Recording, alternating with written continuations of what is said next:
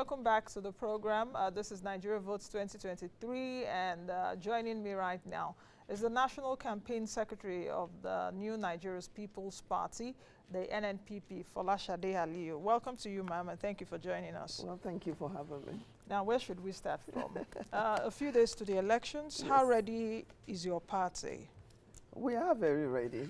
As you know, the campaign season for this electioneering, for this electioneering session is a little bit stretched out. So it allows for us to do proper planning and be strategic. And we have gone through almost 600 local governments. We fly, we drive, you know, we go through the boats, and we want to reach as many people as possible. We've been doing that.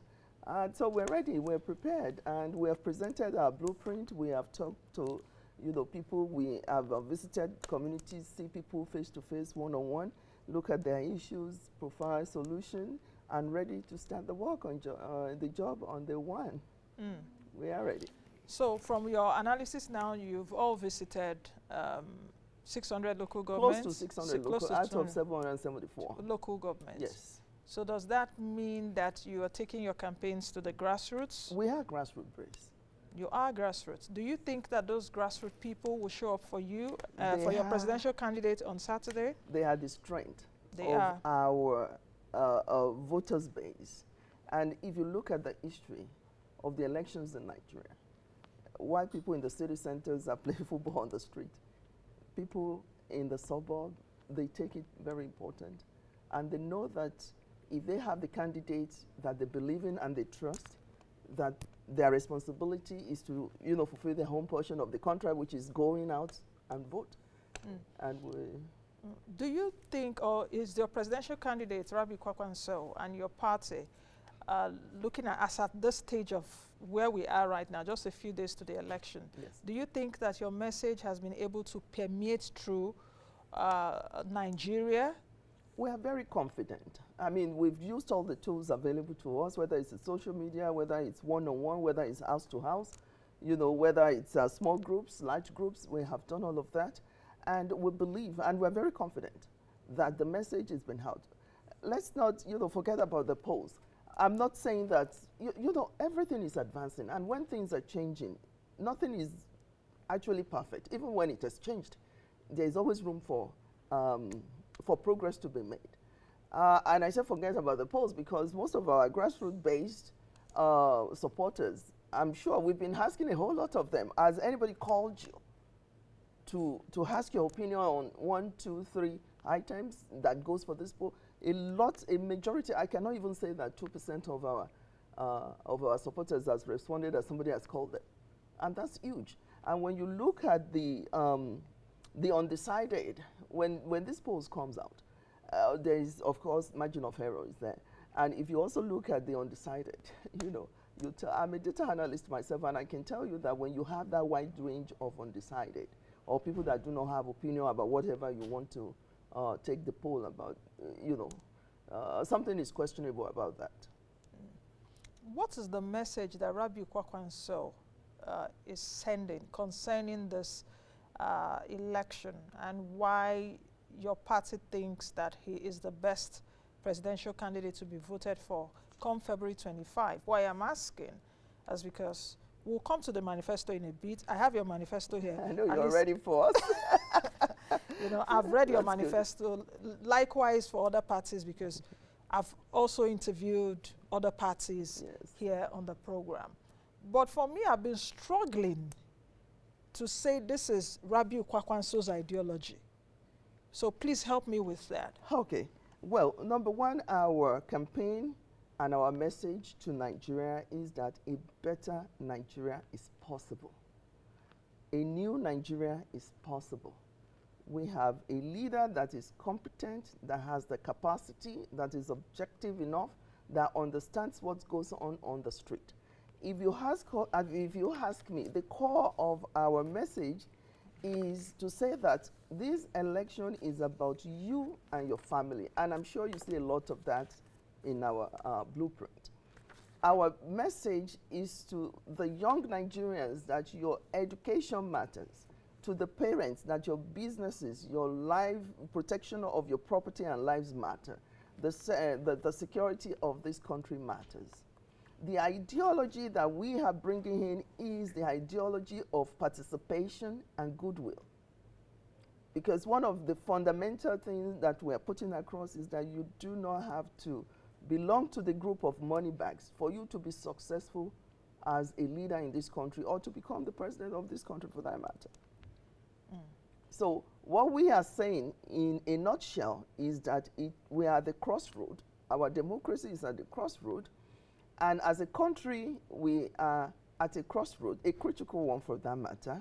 And that is why our campaign is about you and your family. And that is why we've chosen to go grassroots, going from community to community, going from groups to groups, so that we can see and we can feel and we can discuss. Now, that's you and your family central message, which the NNPP presidential candidate is selling, is anchored on what?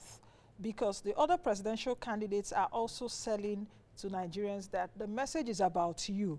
But hey, guys, for example, the Labour Party, you would say, Peter Obi is talking about consumption to production. For Atiku, for example, restructuring, uniting Nigeria. For Tinubu has said, okay, I'm going to give you 12% economic growth. We can do this, we can do that. But for a Kwakwanso, I'm seeing a lot of things like general, which will come back in a bit, and to say this is your central message. I heard you say you and your family, what exactly is it? Well, the center point of our message is that, which you will see in the blueprint, a new Nigeria is possible. We're talking about new hope, new Nigeria. A new and Nigeria. When you say, yes. let me say this. You can, all of these ones that you have mentioned, there is no one specific message that goes for everybody. Even if you're talking about production to consumption, you have to talk about security, you have to talk about education, you have to talk about how. A lot of people are saying, this is my message, because maybe it sounds well, but they're not even telling us how it's going to happen, how they can do it. And that is part of the problems that we have in Nigeria. Do you think that you sufficiently told us the how in this book, in this blueprint? Because as much as we can. There is no one that will give you detail to detail, point for to some, point. they have an action plan. No, if you look at that, yes, if you look at our pledges, the pledge of distinguished Senator Rabi Musa Kwakwanso is clear. The 20 pledges, or 21 pledges, they are there. And we went through it, and he meant, and he still means, and is committed to each and every one of that pledge. So the center of our message is about you and your family for a new Nigeria. And it even goes with our party. Okay, I still want you to explain more because I would want to get the core of what your party or what your presidential candidate is selling. Okay, let me take, for example, this is your manifesto. This is the blueprint. I think 152 pages. Yes, 152 pages. Now, let me take, for example, here. Okay, let me say this, in fact. I read this whole book. That's good. We're grateful you created time to do that. Thank you. We appreciate the same way I also read other parties. Well, you know, we're still grateful. Okay, thank you for that.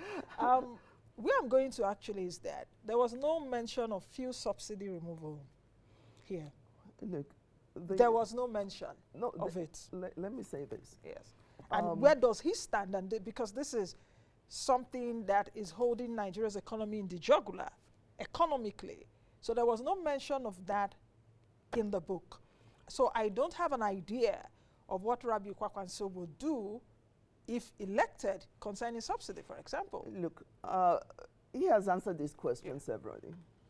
The fact of the matter is that if you go through the blueprint, you might not see the specific word for subsidy. But what we are saying, our position is that we understand the corruption that goes with fuel subsidy. Everybody understands it.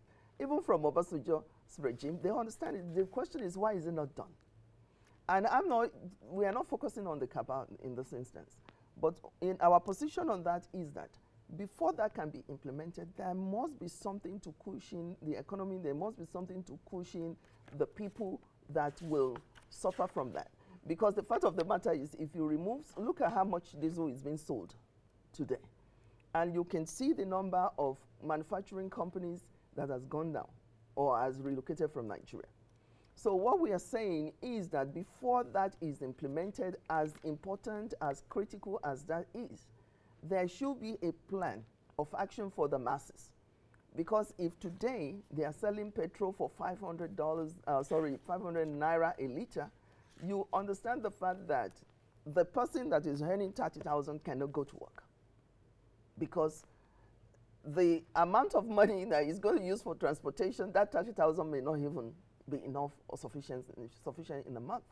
He has not eaten, he has not paid his rent, he has not done all the things. So our position is that the fuel subsidy must be gone. So when you go to the grassroots and Yes. campaign, or all your campaigns that you've done, have citizens, Nigerians, asked you questions on this subsidy, for example? Because now we're buying a liter of fuel at over the supposed regulated price, yet Nigerians are still suffering. And that this subsidy issue is not here. So does that also give meat to the fact of what I said earlier in terms of, I spoke to someone and he did say on the show that your manifesto is light, that you have a light manifesto. Look, one of the economists said on the show that your manifesto is light, and you know, we are not seeing what exactly is more about. Okay, this is what I will do, this is what I will do, which every Nigerian can. If I want to be president now, I know the issues, I will reel out all the problems. This is what I will do, I will quench unemployment, all of that. but the as difference to is how, the solution. yes, that's and what I'm how saying. that you provide. Yes, and I'm not you, enough. no, if It's you not look, if here. you look in the section that talks about energy and oil and gas, Yes, that's as page a whole, 61. If you look at that section, we talk about different types of integrated energy system You talk and the about rest gas of it. flaring. Now, and all let of me that. also tell you that I want to come back to the question that you say, if we go to the grassroots, what do they say about petrol, for instance? Because petrol, kerosene, and diesel is what is being used everywhere at different levels. People are concerned that we do not, well, everybody is concerned that we're not getting enough in the as referred to queuing. We shouldn't be doing that, not in 2023. People are concerned that the rates, even when you go into petrol stations, the rates, like you said, is more than what the 175 that is supposed to be, and it varies depending on where you are in Nigeria. And like I told you, remember, I said we travel a lot, and when we travel a lot on the roads, that means we need a lot of petrol. So those are the concerns, and that is the more reason why we said, within a short time of his administration, when he becomes the president of this nation, we are going to take care of this issue of oil, fuel subsidy once and for all. But we are not going to do that without providing a multi-level cushion for the masses. Because you can't do it all at one time. But you have to have a systematic approach to it in terms of allowing people to be able to move freely, to be able to, you know, make sure that transportation is not out of the reach of ordinary Nigerians, among other things, even agricultural products and the rest of it. So that's our position. Okay, what's your position on revamping the economy, which is page 21 of your manifesto, of Rabbi Kwakwanso's blueprint?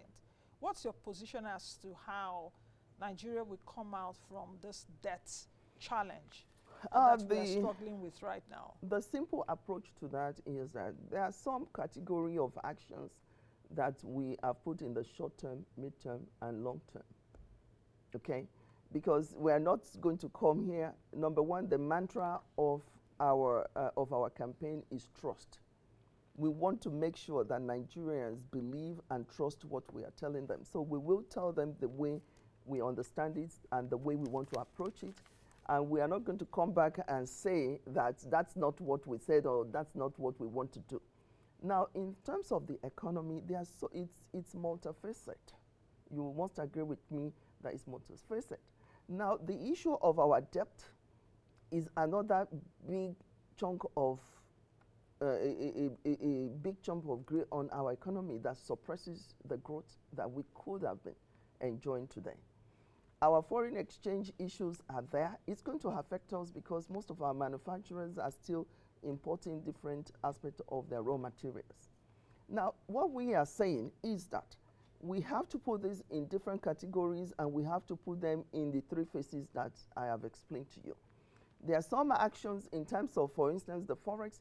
You can, in terms of, the price of things out there. How do we control? We do not have any form of, what do I say, consumer control or price control in this country.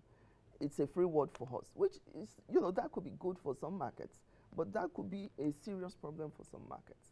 And now, are you talking about price control? No, I'm talking about the pricing. Okay. If you go to the market today, you can go to the market today, you buy a bag of rice for 40,000, you get there tomorrow is 50,000, 55,000. There are some elements that affected that It's price. market driven. It's market driven. It's demand and supply, but it's demand and supply, but sometimes it's also the variables that bring that product to the market, the supply chain. And that's why we're talking, when you were talking about the energy and you're talking about petrol, and the oil and gas issue or the subsidy issue, those are the things that we need to put into consideration. Okay, so I'm trying to get you, are you talking about enabling business, ease of doing business, policies that would, remove the entanglements around businesses? That's what you're saying? Yeah. Okay, not generally that a government of Rabiu Kwakwanso will bring in price control. No, we can't bring in price control. I wanted to get no, that I'm talking about bringing policies that will create a platform for people to strive and for consumers to want to go out and spend money. Okay. Now I need to ask you this question because today is Wednesday and I don't know. I guess he has headed, or those of you in the party have headed the rumor mill. I don't know if it's true because there have been a lot of fake news. No, these we're days. taking care of that. I know Rabi where you're going. Okay. Okay, go ahead and ask your question. Is Rabi Kwakwanso stepping down today for any other presidential candidate? That has been, for us, it's just absolute nonsense. And it is not fair to anybody. And I believe that if you have, at this point of the campaign, on a serious note, there are some mischievous elements that wants to cause confusion. Because at the beginning, they said, well, where's NNPP going? They are nowhere. The second, in a few seconds, you will hear, okay, they are doing this in the north. In another trend, you will see all kinds of things. And now people know that we're here to stay and participate and win election. We have candidates across Nigeria. And candidates across board? Across board, from presidential to House of Assembly. Almost all of our positions were filled. You can check with the upload, it's with INEC. In terms of our polling unit agents and all levels of agents, we uploaded. Do you have many? We uploaded 176,200 agents. So what I'm saying is, how do you go through that without being serious about what you want to do? Now, so we are not, it is categorical, we are not merging, we are not colliding, we are not doing anything as far as this election is concerned with anybody, with any group, with any party for that matter. We are going straight for the elections and we are very confident that it's going to be a good experience for us. What's giving you that confidence? What's giving Rabi Kwakwanso Let me tell you that confidence? Built on what? On what? Because there are also some schools of thoughts that come out to say, okay, Rabi Kwakwanso's strength is just in Kano or some parts of the north. Look. That you will call a Rabi Kwakwanso, for example, in some areas in the southeast or in the south, and he's not known there. So is he really banking on getting popular votes? Let me tell you. How are you convinced that you will get not just popular votes or highest number of votes and 25% of 2/3 of the states? So what's giving that confidence that he would emerge as the president if elected just a few days to the election? It's not just a few days to the election. We have been in the process, we have been preparing, we have engaged people over the course of the last 6 months. So it's not the issue of these few days. And I will tell you what is giving us the confidence. Number one, the grace of God. Number two, the people we have at the grassroots. Even as, I don't want to say as terrible as campaigns can be or as fearful as it can be in the southeast, we had our zonal rally in Ebonyi, and it was phenomenal. Now, people, the media wants to put what they want to put out there. Our resources are limited, and we find a way to stretch our resources. That's number one. Yesterday, just yesterday, we had a rally in Jigawa. You need to check it out. You will be in Lagos, that the other parties had gone and they're talking about violence. We have been in Lagos twice, and if you see the crowd, yes, I understand that crowd and election is different, but one, you know, I have to give way for the other. One happens before the other. So what I'm saying to you is that our confidence is in God Almighty and the voters, Nigerians, that will vote. And I want to use this opportunity also to say that, look, it is typical, I don't know if it's media all over the world or in Nigeria, it is typical that when you put some people in a certain class, like we say most of our supporters are grassroots, a lot of them may not even have phones. They may even have Nokia phones. They don't have Android phones. So what? That's not a criteria for election as a voter. And when people box them in that grade of status, you don't pay attention to them. But guess what? These are the people that will stay online, rain or shine. Because if you and I go, ordinarily, if you don't have anything at stake, you might say the line is too long. You might say there's no water here. You might say it's about to rain. These people, they believe in us. And they trust us because the goodwill that we have is that they believe that if we get, they get. Now, what is the trust for Rabiu Kwakwanso going into this election?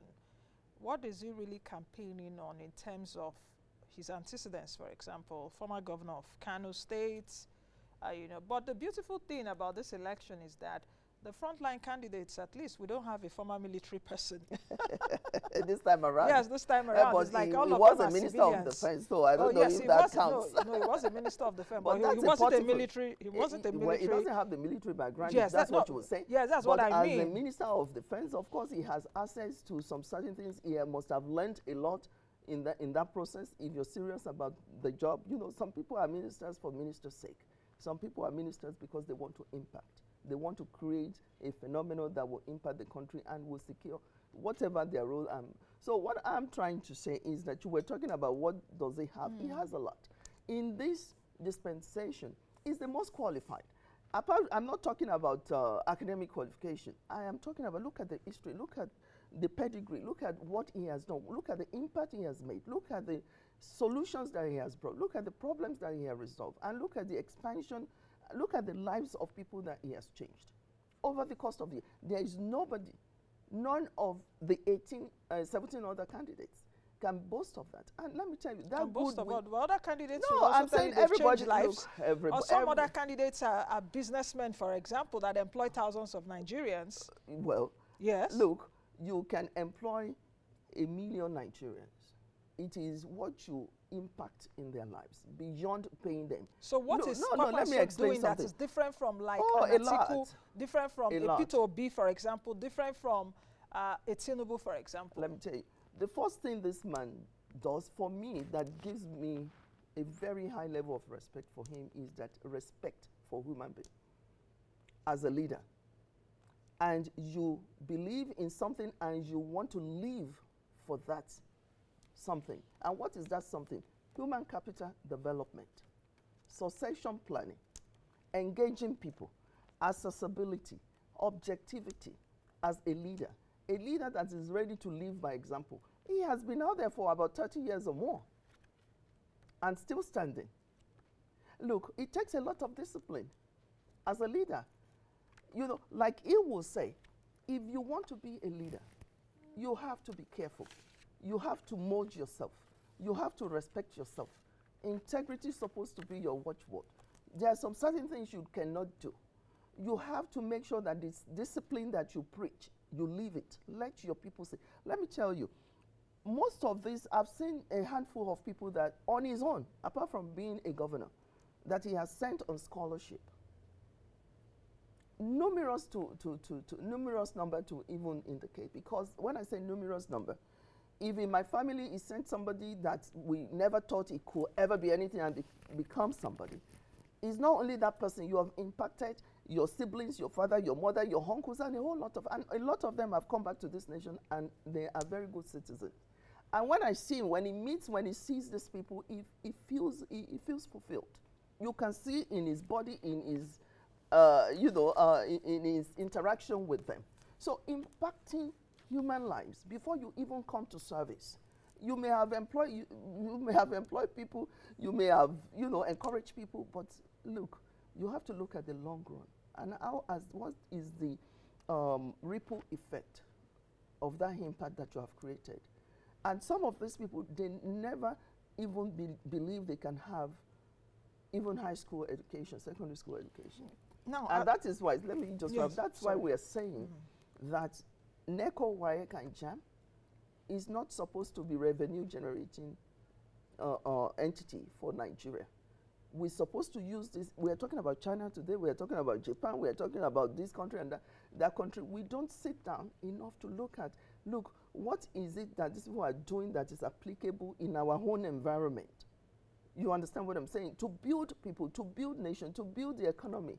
So those are the things that he is able to do differently from any of these. So what you're saying, candidates. for example, if Rabiu Kwakwanso is elected, bodies like NECO should not be revenue, or JAM should not be revenue generating agencies. They will be free. He has done it before.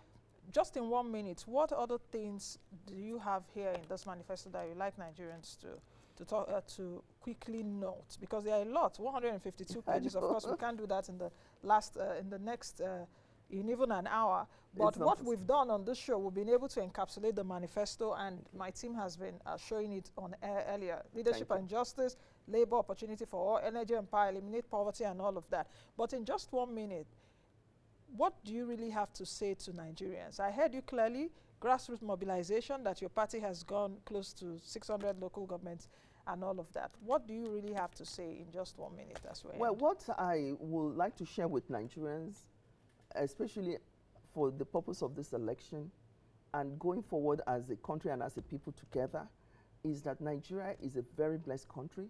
We have all it takes to succeed. What is lacking is serious and committed, discipline, objective leadership. Anybody can come out there and say, I can be a good leader. I've done this and I've done that. Yes, it takes time. You need the experience. You need the know-how. You need the understanding. And you need to know how to provide a solution that will work. And for me, and for us as a party, for us as a campaign, we are pleading to Nigerians that look at the trend and the antecedents of distinguished Senator Rabiu Musa Kwankwaso. Look at his leadership style. Look at how he relates with people. When somebody understands where he hurts, they understand how to resolve it. Look at the fact that we need a new Nigeria. Look at the fact that we need a better Nigeria, and for the fact that the leadership that is accessible, a leadership that can be a mentor to other leaders, a leadership that can, roll up his sleeves and say, look, come, a leadership that can bring people together. And most importantly, let me wrap it to the fact that we are bringing governance to the grassroots, to the people. We're talking about unity. You have to bring people together for them to unite. You are talking about industrialization. You have to bring people together, the right people together, to be able to achieve that. You are talking about economy. You are talking about security. All of these things, you need people. Does he have the capacity to run the economy the way it is down? Look, we have strategies on a precipice to bring it right up. now. And let me tell you, one of the things that is very critical to us is, if you look over the last few years, how many companies, both local indigenous companies and foreign companies, that has exited this nation. So what they are doing right now is that the few that are left, I'm a business owner myself, and I know how much, taxations, levies, permits, licenses, and all of that. So what we are saying is that we have what it takes to succeed. What is it that we need to do to bring the viability back? And when you talk about employment, no government can employ everybody. Government should not intend to employ everybody, but they can create a platform and policies that will give everyone equal opportunity for better employment. Not just employment, but better employment. Okay. So we'll leave it at that. The clock is already ticking. It is ticking. It is ticking. At the beginning of the program, I said I'm excited. We are excited to see how this election. And the only thing too. even exciting me is the number of registered voters. And let's see what the turnout would be like. Perhaps this this will election will be different from any very election. historic election. Yes, it is. And the whole world is really waiting Everybody's for Nigeria. watching. So thank you very much. And we are watching too. And we say, please go and vote. Stay away from violence. Don't do anything violent. Do not damage any property. Be patient. The result will be out. Let's listen to INEC's result. A lot will be out there on social media. Let everybody calm down, suppress the social media for a minute. There will be too many fake news. And we are saying that these things are generating, you know, they are part to generation of violence. Okay. Okay. We don't want that. I think we'll leave it at that. We don't want that. Thank you very much for Thank coming. you so much for having me. I appreciate it. Thank you. I've been speaking with Folashade Aliu, who is the National Campaign Secretary of the New Nigeria's People Party, the NNPP. Just a few days to the elections, and I hope you all are ready. I hope your PVC is ready, and go out there with your expectations to vote on Saturday. I am Nancy Naji. Be the best you can be, and be the change that you want to see. I will see you all again tomorrow. It's still Nigeria's votes. Another dimension to it. Join me again on this station, 11 a.m. to 12 p.m. tomorrow.